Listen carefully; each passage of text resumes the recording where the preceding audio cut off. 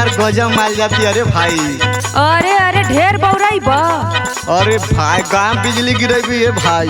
हाँ हम कहीं जाई कहीं बिजली गिराई, तोहरा से का मतलब हो? ए पता लू, अरे देख मत नियत डोल का रे भाई। अरे तो देखा बड़ी मार मरई बा हो। चुप रह मर्दे, पहले देख ले निहार ले यार। सुना बतावा तनी। बोला। सट ले लू जान सोनावा के टिकुलिया,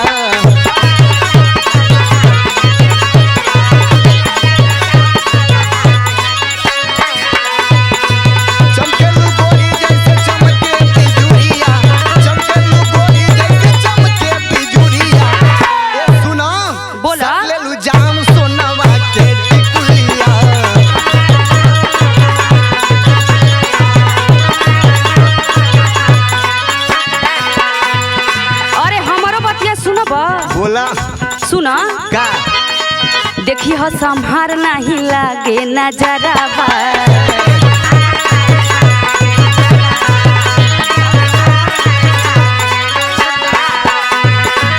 गलिया पर ही से लगाई लगा जरवा, गलिया पर ही से लगाई लगा जरवा।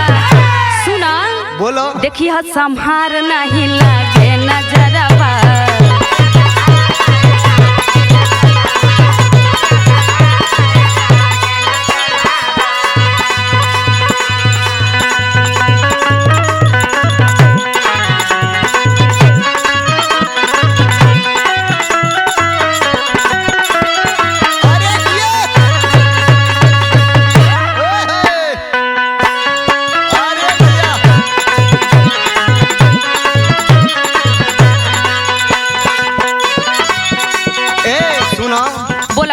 ऐसे बन ठन के चलबू तो मदे है बुढ़वन के नियत खराब हो जिया। अच्छा ये बताओ तू यह सब निहारे लगा हो? जब जब देखा तानी यार हर हर मटका चलता तो क्या कहीं। हाँ तारा यह सब काम बा। सुना बतावा तानी। बतावा बतावा। चले लूटो हरिया तू मटका मटक के,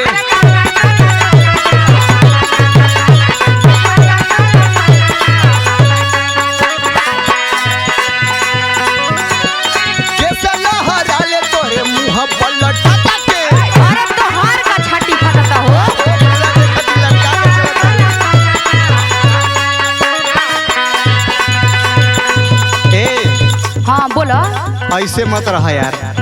कैसे रही हो? गांव भर के कुल निहारा चलत रहा सो हौ हौ सिटी सिटी मार मार के बुलावत रहा से यार। अच्छा तू लोग के जी में कोनो काम नहीं खे का? सुना हम बतावत तनी। बतावो। गांव भर के लोगवा कहेला चुलबुलिया, गांव भर के लोगवा कहेला चुलबुलिया। ए सुना। बोला। सट ले लू जान सोनवा के टिकुलिया,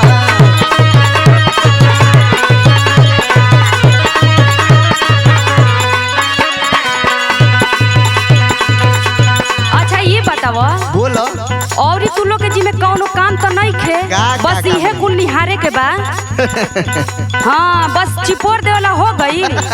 सुना सुना सुना। बोलो। दिन भर नया तू करेला उदपाती,